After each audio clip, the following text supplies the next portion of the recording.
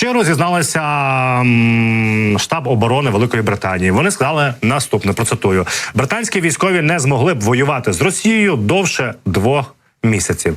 От наші союзники повідомили, що вони розуміють усі ризики і, відповідно, розуміємо, для чого ці заяви робляться.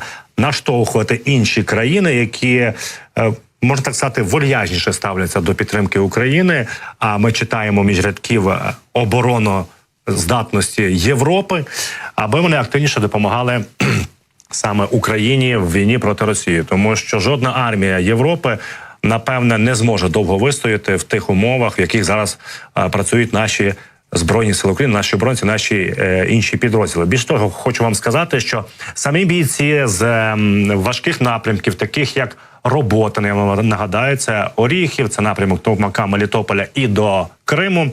Вони кажуть наступне, що зараз трішки появилася нова тактика в росіян. Більш катастрофічна, більш така, знаєте, не мають, що вони більше робити на фронті, не мають інших альтернатив, тому застосовують цю тактику. Про що йдеться?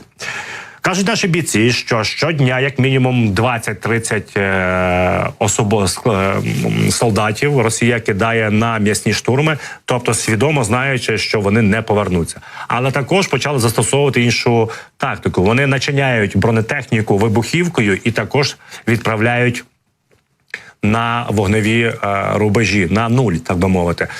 Загалом військові експерти кажуть, що це є не новинка, вони використовують це з 2014 року, але зараз дуже і дуже активно саме цим почали займатися. Відповідно, розуміємо, чому це робиться, тому що вони втрачають, не то, що втрачають, вони більше не бачать інших можливостей, як намагатися прорвати лінію оборони України. Але також на цьому напрямку наші оборонці кажуть наступне, що відчутно збільшилась кількість снарядів артилерійських. Тобто вони кажуть, що почали підвозити.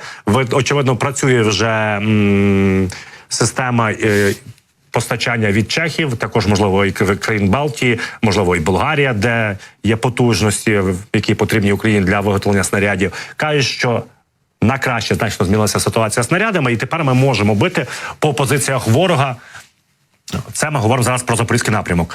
Про важкий напрямок, Лиманський. Нагадаю вам, що частину військ з Куп'янська довелося перекинути росіянам в Білгородську, Курську області, бо там спекотно, там бавовна літає, бігає і палить територію Російської Федерації.